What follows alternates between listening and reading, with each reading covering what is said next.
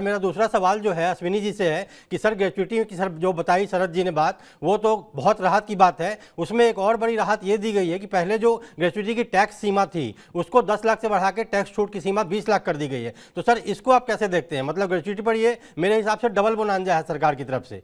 जी sir. वो तो नहीं बहुत उतना पहले कर दिया गया आपकी। था। जी वो सर बहुत अश्विनी। पहले हो गया था। जी सर अश्विनी सर।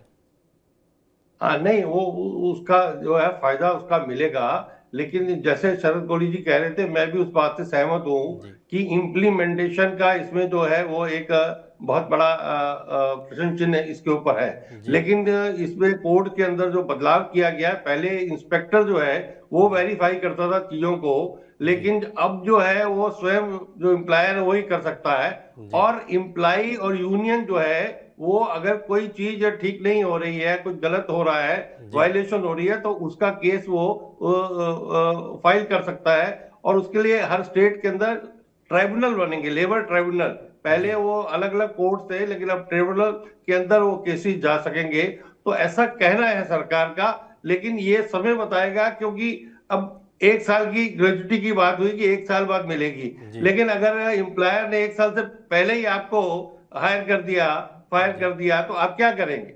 जी तो ये चीजें भी बहुत बड़ी। और जहां पर बात आ गई कि अपॉइंटमेंट लेटर मिलेगा, अगर जी अपॉइंटमेंट लेटर मिलेगा तो उससे पहले भी 300 से कम अगर एम्प्लाई आपके पास है, आप फायर कर सकते हो, निकाल जी सकते हो। जी तो वो बेचारा क्या करेगा?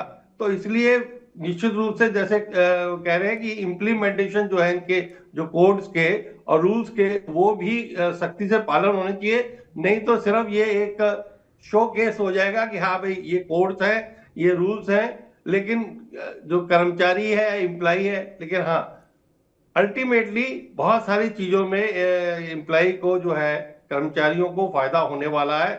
लेकिन उसके अंदर एम्प्लॉयर का भी बहुत बड़ा रोल रहेगा कि वो जो कानून बने हैं उनको वो पालन करे। जी सर, आपने बिल्कुल सही कहा। शरद सर मैं आप पे आता हूँ।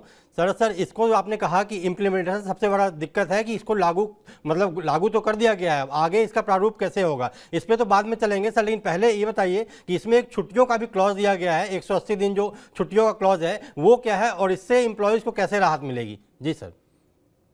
देखिए, छुट्टियों में भी रिलैक्स किया गया है, आपने बिल्कुल ठीक कहा। सर 180 आपकी दिन आवाज़ का। कट रही है सर। जी सर। हाँ, आवाज आ रही है मेरी? जी बिल्कुल आ रही है, बताइए। छुट्टियों का भी प्रावधान किया गया है, 180 दिन की छुट्टियों का प्रावधान किया गया है।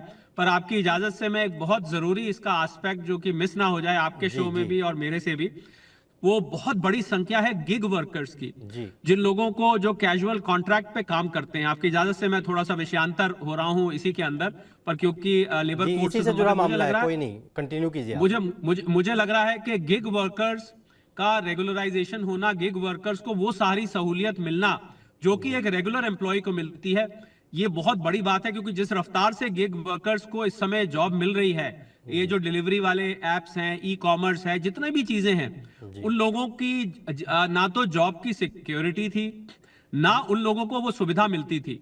तो मुझे लग रहा है गिग वर्कर्स के लिए बहुत बड़ा प्रावधान है। और महिलाओं को लेकर मैं कहना चाहूंगा कि महिलाओं को इन लेबर कोड्स में बहुत महत्व दिया गया है। जी उनको अब ये चुनने का अधिकार होगा कि वो नाइट शिफ्ट पे, पहले आपको याद होगा महिलाओं को काम नहीं किया करने दिया जाता था, तो जी महिलाओं के लिए भी। तो मैं इन 4 लेबर कोड्स को बहुत मॉडर्न बताता हूं, मैं इन 4 लेबर्स को बहुत कंटेम्प्रेरी बताता हूं कि आजकल जिस प्रकार से बिजनेस किया जाता है जी उस प्रकार से ये है। और हक होगा हर एम्प्लॉय को अपॉइंटमेंट लेटर मांगने का। अभी तक जी एम्प्लॉय जोर नहीं दे पाता था एम्प्लॉयर को अपॉइंटमेंट लेटर देने के लिए, जी कहते थे, एम्प्लॉयर टालते रहते थे उसको, जी क्योंकि उनको लगता था एक दफे हमने कुछ लिख के दे दिया तो हम उसके लिए बाध्य हो जाएंगे। अब जी ये अपॉइंटमेंट लेटर इशू करना आपके लिए मैंडेटरी होगा।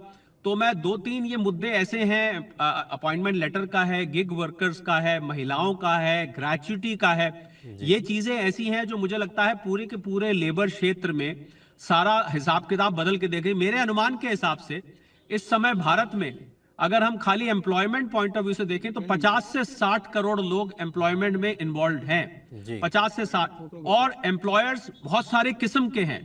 एम्प्लॉयर्स छोटे दुकानदार से लेके बड़ी फैक्ट्रीज, एमएसएमई से लेके ऑफिसेस, और बहुत सारे, और ये ई कॉमर्स ऐप और डिलीवरी ऐप से लेके, तो इतने प्रकार के एम्प्लॉयज हैं। और इसका इंप्लीमेंटेशन की जब मैंने बात करी तो जी इसमें राज्य सरकार पे बहुत निर्भर करेगा। अब राज्य सरकार अगर सहयोग नहीं करेंगी लेबर कोड्स को लागू करने में, तो ये लेबर कोड्स उतने कारगर नहीं सिद्ध हो पाएंगे। तो मैं चाहता हूं कि जो गैर बीजेपी शासित राज्य हैं, जी उन राज्य की सरकारें भी इन लेबर कोड्स को लोगों के हित में देखें, ना कि इसको वो उस चश्मे से देखें जो चश्मा कहता है कि हर चीज पे आप विरोध कर जी। दीजिए, जो केंद्र से निकल के आई चीज उसका आप विरोध कर दीजिए। तो राज्य सरकारों को इसे लोगों के हित में देखना चाहिए, ना कि इसे केंद्र से आई हुई कोई चीज देखनी चाहिए जिसका आंख पे पट्टी बांध के वो लोग विरोध करते हैं। तो राज्यों यानी कि ग्राउंड लेवल पे, स्टेट लेवल पे इसका जो इसका इम्प्लीमेंटेशन है वो बहुत महत्व रखता है। और मेरी जिन लोगों से बात हुई है, बहुत सारे एम्प्लॉयर्स से मैंने बात करी जब से लेबर कोड आए हैं, जी उन लोगों ने मुझे ये बताया कि अभी जागरूकता भी कम है, एम्प्लॉयर्स में तो फिर भी है। तो मैं ये भी चाहूंगा आपके शो के माध्यम से कि केंद्र सरकार और राज्य सरकार रोड शोज करके एम्प्लॉयर्स के यहाँ जाके ये सारे प्रावधान, हालांकि आपके शो का भी लक्ष्य यही है कि लोगों को पता लग पाए, पर फिर भी इसकी पहुंच दे। बहुत बड़ा हमारा देश है, कश्मीर से कन्याकुमारी, अरुणाचल से गुजरात, मुझे लग रहा है कोने कोने में देश के जाके लोगों को इसके सारे प्रोविजंस बताने चाहिए, जिससे जी सर, एम्प्लॉयज हमारा को शो अपने करने का मकसद भी वही है, इसीलिए हमने जी। इस शो को उठाया और इसीलिए मुद्दा भी उठाया